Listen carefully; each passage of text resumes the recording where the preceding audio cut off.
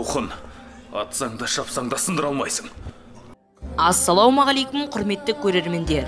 1931-1933 жылдардағы әдейілеп ұйымдастырылған ашаршылықта Қазақстан көп жапа шеккен болатын.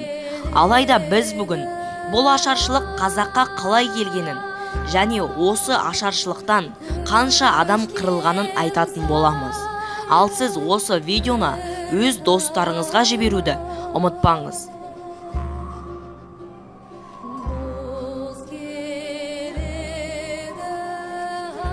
Тарихқа көз жүгіртер болсақ, қазақ халқының бір ғасырда 3 бірдей ашаршылықты бастан кешіргенін байқаймыз. Олар 1917-1919 жылдардағы аштық.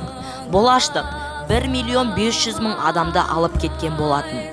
Екінші аштық 1921-1922 жылы болған.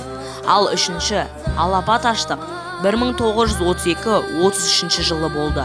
Осылайша қазақтар іс жүзінде 15-20 жылдың ішінде халқының жартысына жуығынан айырылған болатын.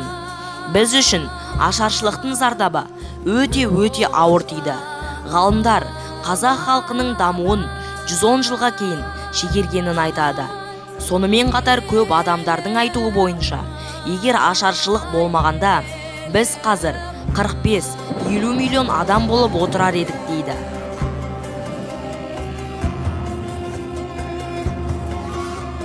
Алғашқы аштық. Кеңес одағы құрылуының алды артындағы соғыс пен малының талан-таражға түсуі көшпелі халықтың аштыққа ұшырауына себеп болған. Ал екінші аштық 1921-22 жылдары Кеңес одағында болған құрғақшылықтан мал қырылып, қазақтар жиі қоныстанған облыстар тағы ашаршылыққа ұрынады. Ашыққандарға көмек көрсету комиссиясының төрағасы Мұхтар Әуезовтың мәліметі бойынша 1921-1922 жылдардағы аштық кезінде өлгендердің саны 1.700.000 адамға дейін болған. Үшіншісі 1932-1933 жылдардағы Кеңес үкіметінің қазақ ұлтын жойып жіберу мақсатында ұйымдастырған ашаршылығы. Одақ басшысы Сталин бастаған орталық билік Голощекинді Қазақстанға басшылыққа жіберіп, кіші қазан төңкерісін ұйымдастырады. Салықшылар халықтың қолындағы бар малы мен астықты тартып алды. Жеуге тамақ қалмай, ауыр апатқа ұшырап, миллиондаған адам өлді және босып кетті.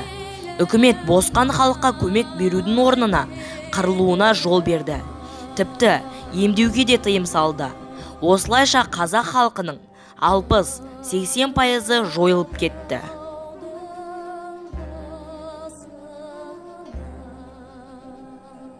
Қазақтың белгілі тұлғасы Мәшһүр Жүсіп Көпейұлы жұт келеді, қалың қазақ қырылады деп 1931 жылғы ашаршылықты күні бұрын болжаған екен.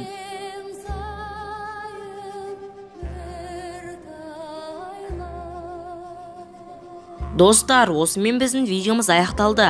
Осы видеода айтылмаған мәліметтерді білсеңіз, комментарияға жаза кетіңіз. Және лайк басып, арнамызға тіркелуді де ұмытпаңыз. Сол кезде біздің осындай қызықты видеоларымызды ешқашан жіберіп алмайсыз. Ендеше сіздермен бірге болған мен Райымқұл Абдулнұрхамит. Қызықты мәліметтер арнасы, сау болыңыздар.